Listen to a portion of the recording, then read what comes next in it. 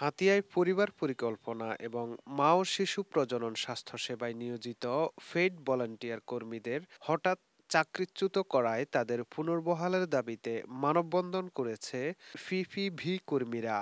২৯ June শনিবার বেলা ১১টায় নোয়াখালী হাতিয়া উপজেলা স্বাস্থ্য কমপ্লেক্সের সামনে এই মানববন্ধন কর্মসূচি অনুষ্ঠিত হয়। এতে বক্তব্য দেন ফিফিবি কর্মী খালেদা আক্তার, শিল্পী বণিক, রীতা ও আইরিন সহ আরো অনেকে। মানববন্ধনে বক্তারা বলেন, ২০১৬ সালের ২৩শে মার্চ থেকে তারা পরিবার পরিকল্পনা এবং মা ও শিশু প্রজনন স্বাস্থ্যসেবা দিয়ে আসছেন। প্রান্তিক পর্যায়ে তাদের এই ফেইড ভলান্টিয়ার সেবা কার্যক্রম উপকারভোগীদের মাঝে অত্যন্ত ফলপ্রসূ সেবা হিসেবে স্বীকৃতি পায়। হঠাৎ গত ২৩শে জুন তাদের প্রকল্পের অর্থ সংকট দেখিয়ে অধিদপ্তর থেকে একটি চিঠি স্থানীয় পরিবার পরিকল্পনা অফিসে পাঠানো হয়েছে, যা আবার ফেইড ভলান্টিয়ার কর্মীদের মোবাইল মেসেজে দেয়া হয়েছে। এতে কর্মীদের মাঝে কর্মহীন হওয়ার এক অজানা উদ্বেগ ও হতাশা সৃষ্টি করে। চাকরি থেকে ছাড়াই বলবো, ওইটা বড় কথা না। বড় কথা হচ্ছে আমাদেরকে 6 মাস 5 মাস 6 মাস আগে বলতো, তাইলে আমরা এলাকার কাজগুলো রুলগুলোকে নিয়ে সুন্দরভাবে গোছ করে তাদের হাতে একটা কিছু বুঝিয়ে দিতে পারতাম।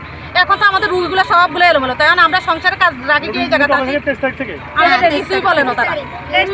আমরা একজনের আমাদের রুগী দেওয়া কাজটা আর নাই। এখন আমরা রুলগুলো এগুলো কি করবো? এই ফিল্ডের কাজগুলো আমরা কি নিজের গাড়ির পয়সা দিয়ে এগুলো আনি এখানে কাজ করবো? বর্তমানে উপকূলীয় অঞ্চল হাতিয়ায় প্রান্তিক পর্যায়ে ১৩৯ জন ফেইড ভলান্টিয়ার এই সেবা দিয়ে আসছিলেন। অধিদপ্তর থেকে এমন অপ্রত্যাশিত ঘোষণায় চাকরি হারানোয় কর্মীরা তাদের জীবন জীবিকার স্বার্থে চাকরি ফেরত পেতে মানববন্ধনের মাধ্যমে সংশ্লিষ্ট কর্তৃপক্ষের নিকট আকুল আবেদন জানান। জানা যায়, প্রকল্প কর্তৃপক্ষ সুকৌশলে ফেইড ভলান্টিয়ার কর্মীদের দ্বারা চলতি মাসে ২টি ক্যাম্প করে জুলাই মাসের কাজও শেষ করে নেয়। আর হঠাৎ করে ঘোষণা আসে অর্থ সংকটের ফলে প্রকল্প বন্ধ। এতে মাঠ পর্যায়ে অসংখ্য সেবা কার্যক্রম বাধার মুখে পড়ার সম্ভাবনা দেখা দিয়েছে।